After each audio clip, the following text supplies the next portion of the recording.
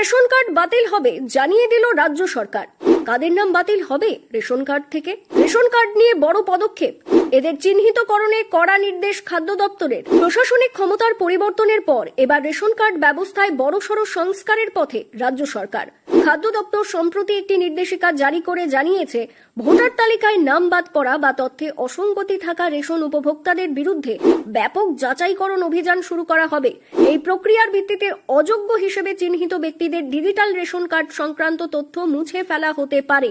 ফলে রাজ্যে কয়েক লক্ষ রেশন কার্ড বাতিল হবার আশঙ্কা তৈরি হয়েছে।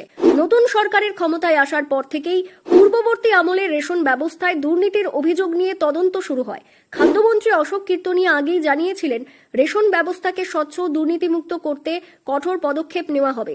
সেই ধারাবাহিকতায় এবার উপভোক্তাদের তথ্য যাচাইয়ের উদ্যোগ নেওয়া হয়েছে। খাদ্য দপ্তরের নির্দেশিকা অনুযায়ী আগামী 15 জুনের মধ্যে মৃত, স্থানান্তরিত এবং ডুপ্লিকেট ভোটারদের রেশন কার্ড যাচাইয়ের কাজ সম্পন্ন করতে হবে। পাশাপাশি 2026 সালের বিধানসভা নির্বাচনের সময় ভোটার তথ্যপত্র বিতরণের ক্ষেত্রে এএসডিডি হিসেবে চিহ্নিত ব্যক্তিদেরও বিশেষভাবে যাচাই করা হবে।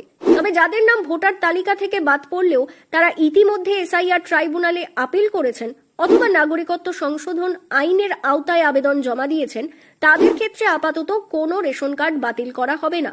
সংশ্লিষ্ট আবেদনগুলির চূড়ান্ত নিষ্পত্তি না হওয়া পর্যন্ত তাদের কার্ড সক্রিয় থাকবে বলে জানানো হয়েছে। সূত্রের খবর, যাচাইকরণ প্রক্রিয়ায় এরিয়া ইন্সপেক্টররা নির্বাচন আধিকারিকের দপ্তর বা সিইও পোর্টাল থেকে বুথভিত্তিক বাদ পড়া ভোটারদের তালিকা সংগ্রহ করবেন।